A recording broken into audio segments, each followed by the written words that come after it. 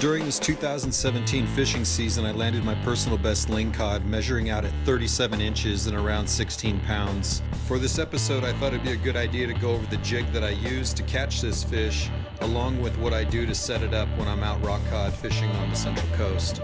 I will also review in detail how I cut strip bait for my jigs. I hope all the viewers find this video informative and they can take this information out and land some fish.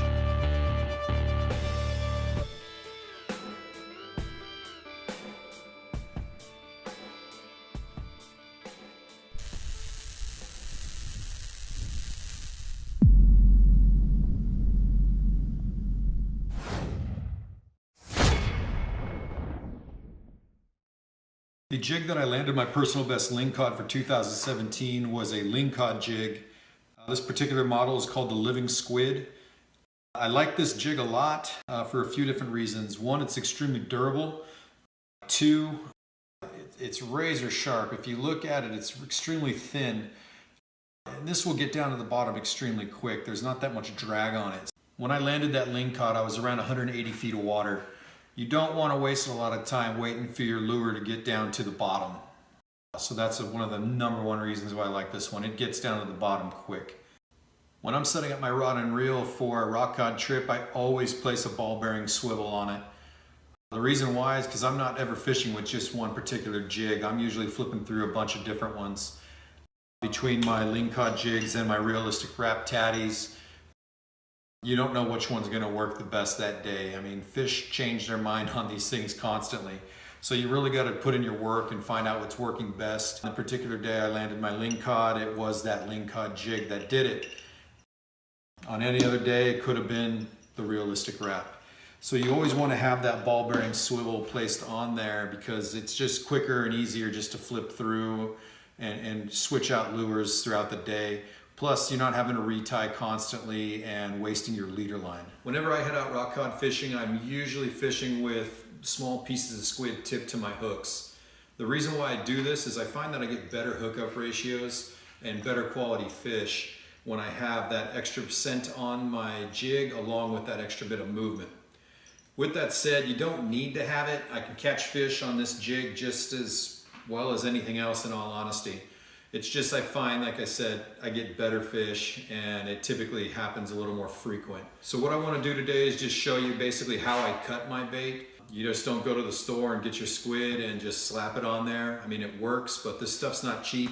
I typically like cutting small strips. There's a particular way you do this, and I'm going to take the time to show you how to do that. So after purchasing your squid, what you're going to want to do is go ahead and thaw it out a little bit.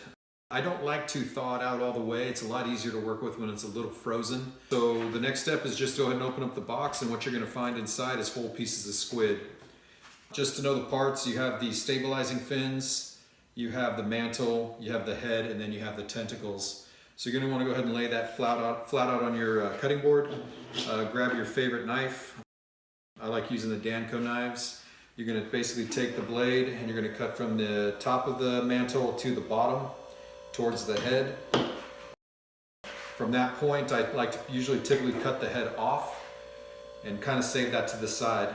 I will keep pieces of the head and tentacles.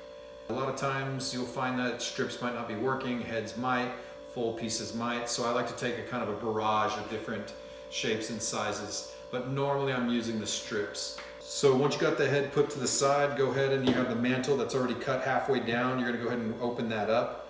You're going to take all the insides out.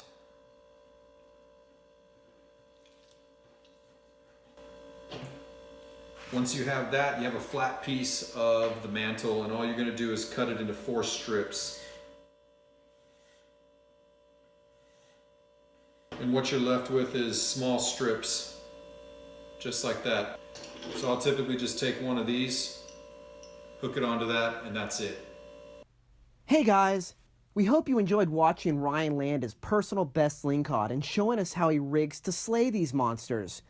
We also want to thank you guys for all the support and for taking the time to watch and subscribe to our channel.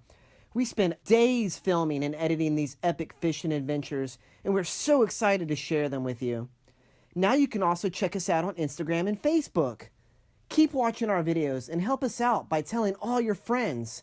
Like I always say, stay tuned and get hooked.